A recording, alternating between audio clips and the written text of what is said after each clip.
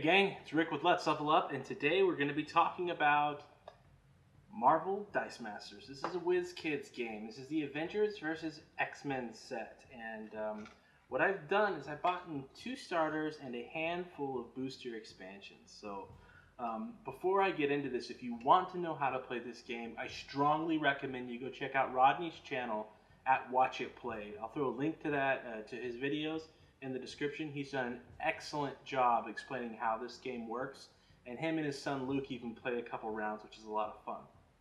This is our review for Marvel Dice Masters. Now, for those of you who don't know me, I am a gigantic Marvel fanboy. I love anything Marvel related. I'm generally going to support. I was on the fence about this game because I wasn't a huge fan of Quarriors. And this game can be directly related to Quarriors. It's a dice building game, so I'm going to start out with a few smaller, what they call Sidekick Dice, and then with these dice I'm going to roll them and get resources or possibly these characters, and be able to bring in other characters I have from a collection of cards, and they will be represented by these other different types of die. So for instance, what I'm holding in my hand right now is Doctor Strange's die. Now, generally, there are a couple different ways to play this game, which I really, really enjoy. There is the tournament mode, there's the basic play, which is basically just starting out, and then there's just your general normal play. And essentially, each of those gives you a higher number of cards to buy from, and a higher life set, so the games are generally going to last a little bit longer. Let me show you here what I'm talking about. I've got a bunch of different character cards. Now again, I've got 2 booster packs, or rather 2 starter sets worth of cards. And I think I bought 7, I think it was 7 booster packs, individual actual packs. The starter set comes with everything that is in this box. You get a game manual, you'll get 2 really not so great dice bags. You'll get this deck of cards that are shrink wrapped and nice, and this includes your basic actions, your starting heroes, your checklist to make sure that you catch them all type thing, and then a label for the different basic actions so you know which dice to use for those actions. All in all, the game, I guess right off the bat, the game is a lot of fun.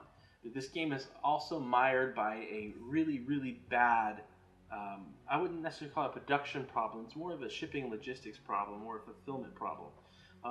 It's really hard to get this game right now, and I was fortunate enough to live in a smaller town where not a lot of people knew that this thing was coming out. So as soon as it arrived at our local Hastings, I went and picked up almost everything that they had, which wasn't a whole lot. I know in a few weeks, and granted by the time you're probably watching this, this probably may have been past, but it's going to be a few weeks from now before they send out that second wave of orders out to all of their different FLGSs. And I've heard Hastings and Target, and even some rumors of Big Lots carrying these. But generally, I think in time, this game will be all over the place, and you'll be able to pick it up pretty much anywhere you can pick up WizKid games like HeroClix. Again, this game is a lot like Quarriors, so if you don't know what that is, a dice building game, I'm generally going to start out with a smaller creatures. I'm going to use my resources to buy bigger creatures, and I'm going to try to beat my opponent. Overall, the game plays very fluidly, and it's a lot of fun. And I've been able to play this with my wife, who's not much of a gamer, and with my 5-year-old son, and he absolutely loves the game. In fact, he's gone on and used some of his Legos to make his own dice game. I'm not quite sure how that works, but you may see it on store shelves soon. Kidding, of course. One thing that I was really disappointed in are some of the dice that I have actually have chips in the paint. And I think it all has to do with how they are, maybe the rush of this delivery to get things out on their estimated date. It could be the way that these expansion packs are being shipped. Another big thing that I've seen a lot on Twitter, and mine have actually stopped being such a problem because I've had them out and I've had them sleeved. But the cards that you get 2 cards and 2 dice per expansion pack, and those run about 99 cents. The problem is the cards that come in that expansion pack are so absolutely warped, it's hard to actually play with them. especially if you're an OCD gamer like myself. But it's really, really annoying to see that. I didn't like that whatsoever. However, I've sleeved them, I've put them in a box with a bunch of other cards so that they're nice and tight, and it seems to have fixed the problem. I've also heard that you leave them out overnight and just set something heavy on top of them, they'll flatten out on their own. So it seems to be a corrective issue, but it also seems to be an issue that we shouldn't be experiencing whatsoever. I mean, WizKids is not a small company, and they've been doing this such a long time that you think they figured out how to pack these things, especially with two hard dice pushing against the really thin stock cards, which are going to cause some warping. So hopefully they fix this in the next few waves. But let's get back to talking about the actual gameplay. Again, I really, really enjoy it. It's a fast-paced game. It's very easy to teach, very easy to learn, and it keeps you wanting to play it. So after you finish one game, you want to go back and look at your heroes, maybe swap some out, and maybe be able to try some different combinations. Every hero is going to have their own unique die. So what I'm holding now is a Human Torch die, and you'll get 2 of these in the starter set, along with 2 Captain Americas, 2 Thors, 2 Beasts, 2 Storms, 2 Hulks, 2 Iron Mans, and 2 Spider-Mans, and I believe 16 sidekicks and 3 of each of the dice. So what I have are basically double of all the starters and then a few singles that I have around.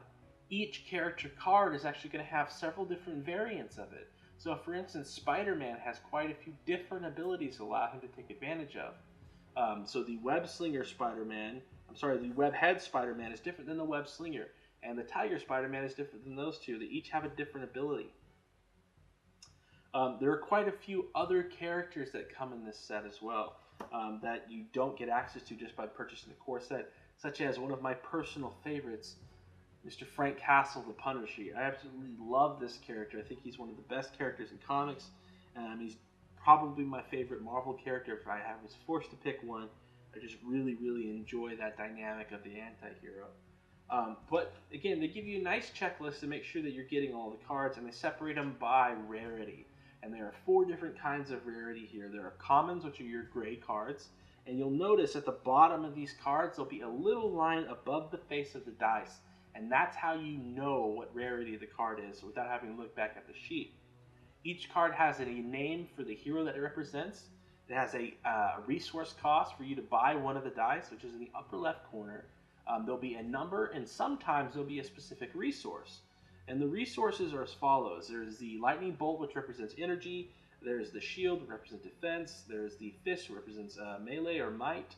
There is the mask, which represents the sidekicks.